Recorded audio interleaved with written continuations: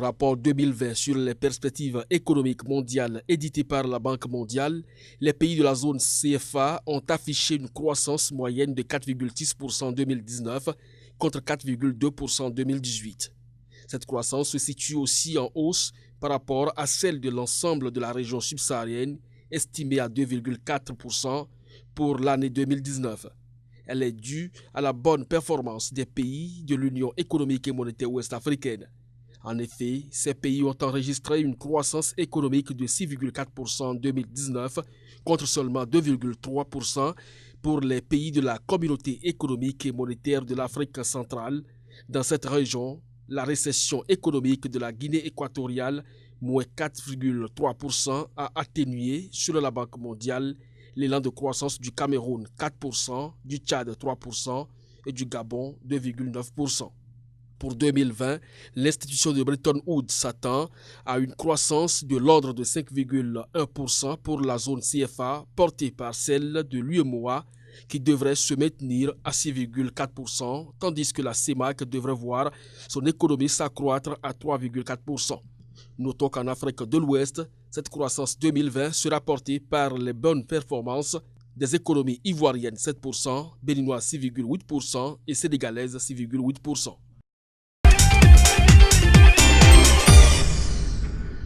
Dans ces dernières perspectives économiques, la Banque mondiale avance un taux de croissance de 2,9% pour l'Afrique subsaharienne. Parmi les conditions pour atteindre ce niveau figure entre autres l'amélioration de la confiance des investisseurs dans certaines grandes économies et l'atténuation des goulots d'étranglement énergétique. La croissance de l'Afrique subsaharienne dépend aussi de la hausse de la production pétrolière qui devrait contribuer à la reprise dans les pays exportateurs de pétrole.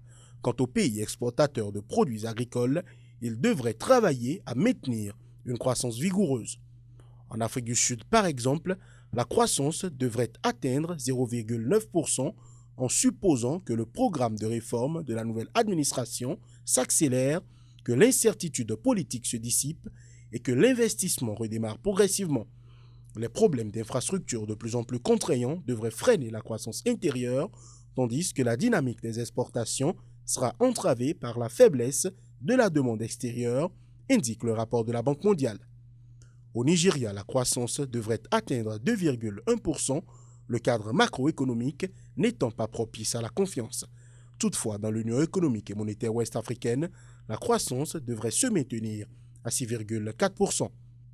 Dans les pays exportateurs de produits agricoles, le maintien d'importantes dépenses publiques d'infrastructures associées au regain d'activité du secteur privé à Madagascar, au Rwanda et en Ouganda, ou la poursuite des réformes visant à accroître la productivité et la compétitivité des secteurs axés sur l'exportation, comme au Burkina Faso et en Côte d'Ivoire, continueront de soutenir la production.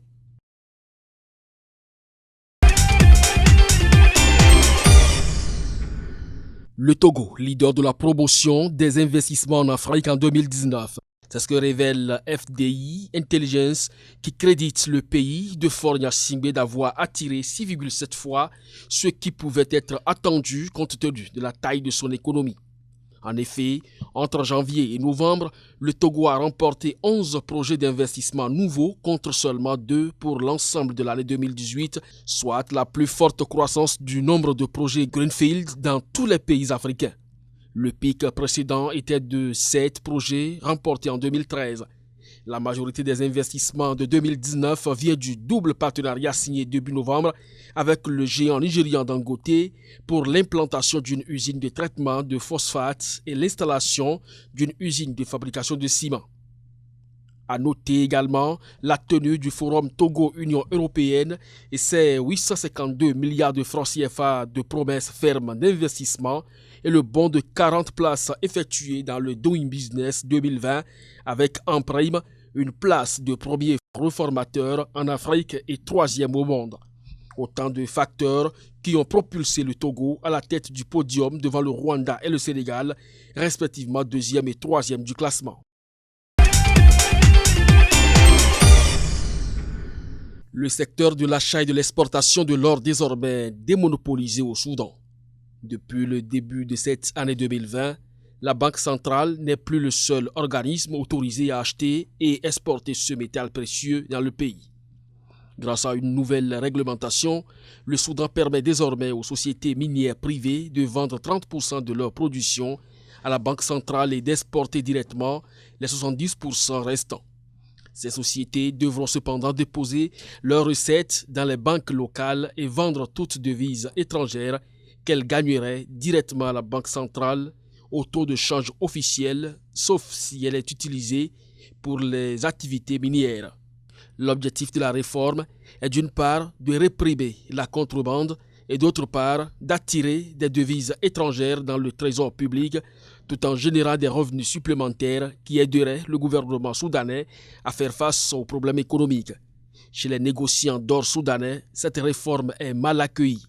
Ils estiment que le taux de change fixé par l'État et l'obligation de vendre 30% de leur production à la Banque centrale sont peu attrayants. Selon les données officielles, le Soudan a produit 93 tonnes d'or en 2018. Le pays est, d'après la Banque mondiale, le deuxième producteur du métal précieux sur le continent africain, derrière le Ghana et l'Afrique du Sud.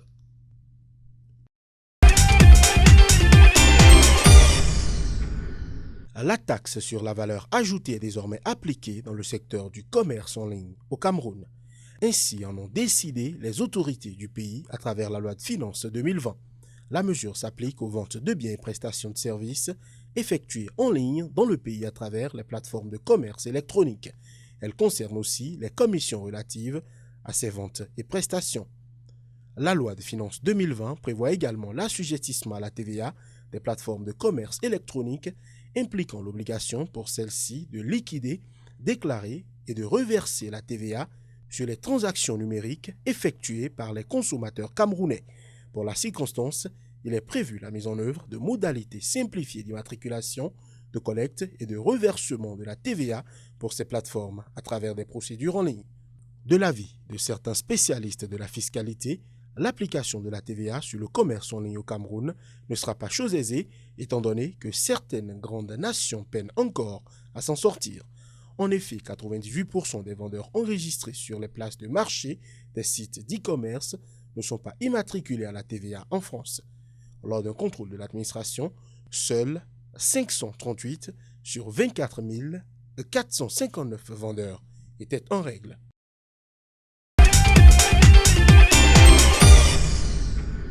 « 654,6 carats de diamants ont été exportés au cours de l'année 2019 au Cameroun.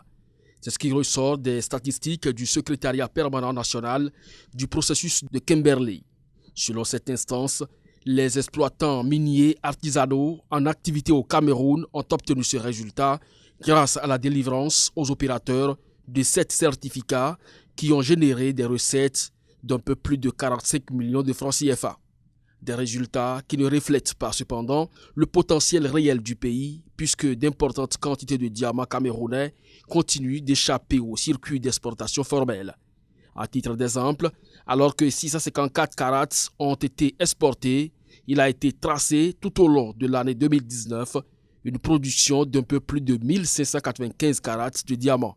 Une bonne partie de la production ainsi tracée a bien pu terminer son parcours dans les circuits informels généralement entretenus par les trafiquants qui écument les champs miniers de la région de l'Est.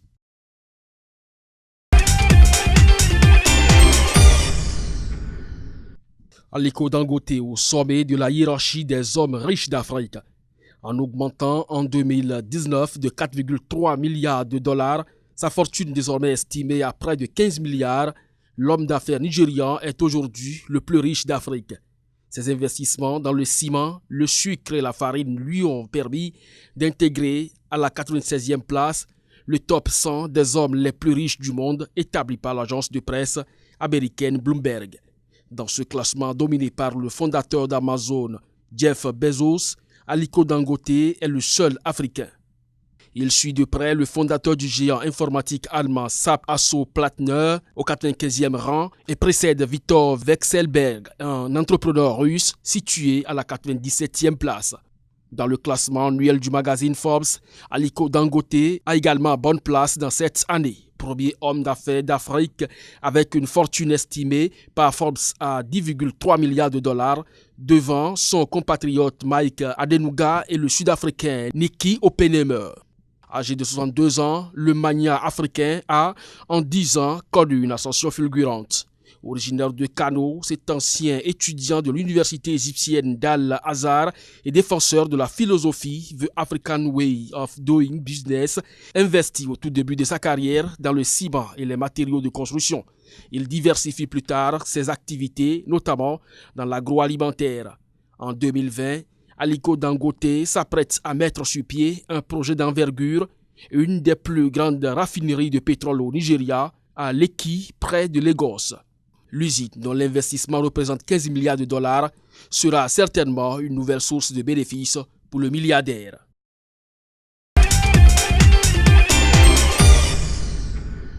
Le secteur des exportations de véhicules automobiles a fleuri en 2019 en Afrique du Sud. Considéré comme la plus importante composante du secteur industriel sud-africain, ces exportations de véhicules automobiles, qui représentent 14% de la valeur des exportations du pays, ont enregistré une croissance de 10,2% l'an dernier. En effet, 386 863 automobiles ont été exportées par l'Afrique du Sud contre 351 000 en 2018. D'après la National Association of Automobile Manufacturers of South Africa, cette hausse est due à une amélioration de la production des principales usines d'assemblage du pays. Cette augmentation contraste cependant avec la baisse des ventes d'automobiles sur le marché sud-africain. De source officielle, le nombre de voitures neuves vendues localement a enregistré une diminution de 2,8% en 2019 par rapport à l'année précédente. Une situation qui traduit la morosité actuelle de l'économie sud-africaine, marquée par une croissance molle et un taux de chômage élevé.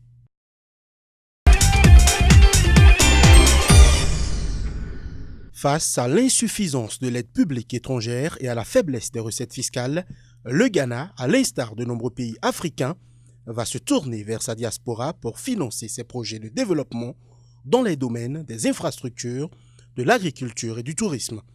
Le pays ambitionne de mobiliser 3 milliards de dollars américains de financement avant la fin de l'année 2020. L'opération sera proposée à des taux plus avantageux que ceux appliqués pour les placements d'argent dans les banques ghanéennes.